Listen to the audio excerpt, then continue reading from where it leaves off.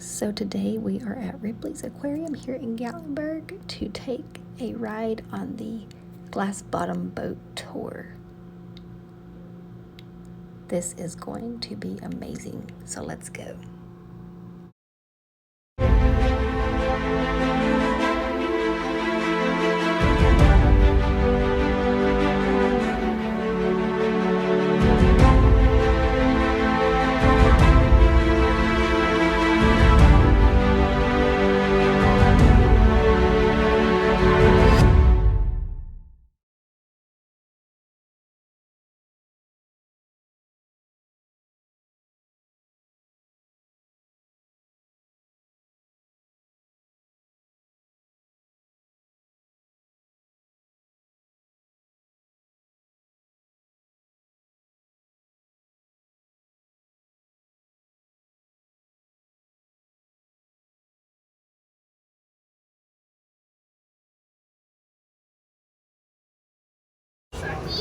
So, welcome to the Glass Bottom Boat Tour. My name is Taylor, I'll be your captain. And then my trusty navigator, Gracie, will be the one to make sure we all get through this safe and sound. Now, young man, that shark you were looking at earlier was one of the sand tiger sharks. We have 12 of them. We also have 3 nurse sharks, 2 sandbar sharks, and a black-tip reef shark, so 18 in total. We also have 2 sawfish, a southern stingray, and somewhere in here a green sea turtle. Now if any of you have any questions during your tour, please feel free to ask, and if any fish piques your interest, I will try my best to talk about it. Just try to be a little more specific than, hey, what's that? Because this lagoon holds over 5,000 fish from 76 different species, like the people fish down there. And as you can see, we've trained them well to smile and wave at you guys. We can smile and wave at them.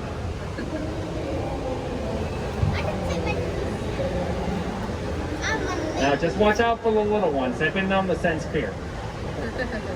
Have we been through the tunnel yet? Yeah. Good. We are floating on top of 550,000 gallons of man-made salt water. Tennessee is a landlocked state, which means we have to make our own. We process some of Gatlinburg's water, take away any chemicals harmful for the animals, and we replace them with healthy minerals and lots of salt. All the coral in Shark Lagoon is made out of plaster and concrete. By the way, that's called a grouper. Big fish with an even bigger mouth. Very aggressive when hungry and very delicious. Now, here's why the coral in here is fake. Coral is a very fragile and sensitive animal, not a plant, and it can very easily be broken and therefore killed. So, in the few spots that does feature real coral, like over in that corner, called Nature's Filters, and right after the tunnel, living coral, those are real, but it takes much too small for the divers to get into, so they're better protected. Now, see that shark laying down on the bottom of that corner underneath Gracie's feet? How about now? Yeah. That belongs to one of our nurse sharks. Now, you may have heard this rule that sharks have to be swimming all the time in order to breathe. For most sharks, that is true. However, that group of exceptions is known as carpet sharks. They have muscles around the gills so they can pump water for them. Now, the nurse sharks in there, likewise, basically just taking a nap. They are also more nocturnal. And nurse sharks are known to cuddle with each other in groups called a pod. And apparently they don't think 3 is enough. Sometimes they've even tried to cuddle with some of our divers. So let's see. So that was, alright, which one shark right here? Actually, you may not be able to see, you may not. So below my feet is our southern stingray. The oldest stingray in the aquarium. About 25 years old. Wow. Which is old for a stingray. Usually only lived about 15 in the wild. In here, she could live up to 30, and she still has the stinger in her tail, since no one's gonna swim down here just to pet her. And this is our female sawfish. This is the largest fish in our aquarium. 13 feet long and just over 4 100 pounds. Why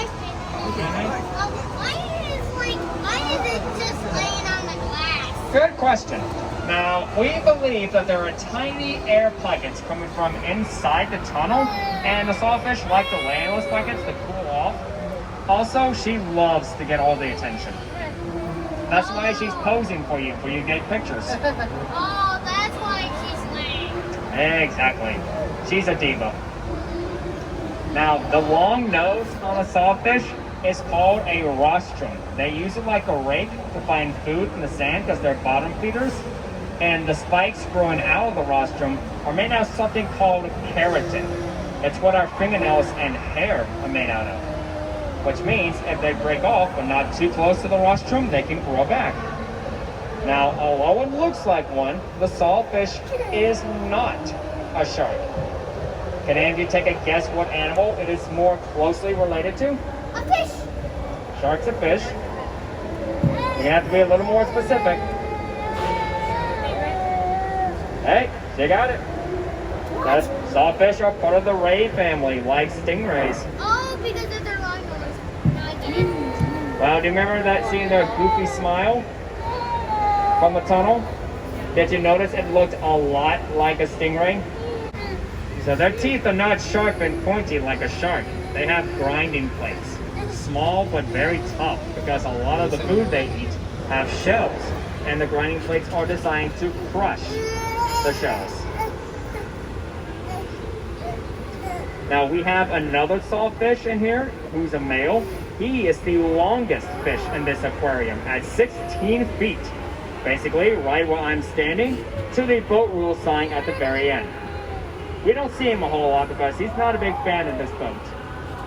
And one of the ways you can tell the difference between a male and a female fish is their size. Generally speaking, for most fish, the females are bigger than the males. They need the extra muscle for carrying the babies. And have you ever tried swimming while carrying someone at the same time? That's why the female fish are bigger. So they can hold their young when they're swimming. Exactly. Now, this is a school of gruntfish. Gruntfish make weird noises. By the way, that's a sand tiger shark. Gruntfish inflate their swim bladders and grind their teeth whenever they feel scared or threatened. And the fish with the two black stripes around their heads are called porkfish because the noise they make sounds just like a pig. Literally. Now, in case any of you are wondering how come none of the sharks are eating the fish, the sharks are fed twice a week with stuff like bluefin, mahi-mahi, halibut, and salmon, and will eat 3 to 5% of their body weight per week versus 1% if they're lucky in the ocean. They're basically too full to eat the other fish in here. Now, we have one last fish to talk about. Not you, that's one of the sand tiger sharks. Not you. These long, slender fish down the bottom. Oh, yeah. Tarpons. Oh, tarpon. We have 3 tarpons, but all of them are female. And here's your second challenge. Can you take a guess how many eggs one tarpon can carry? And before you guess, here's a hint. It's an insanely big number. 1,000? You're gonna have to go a lot higher than that. A million? Alright, you're on the right track. Still more, but you're getting 2 closer. million. You're so close, just a little more. 1 million. Close enough. How about 12 million eggs? Hence, no males in here. So we don't have to change the name from Shark Lagoon to Tarpon Tank. Wow. Was that not fun or what?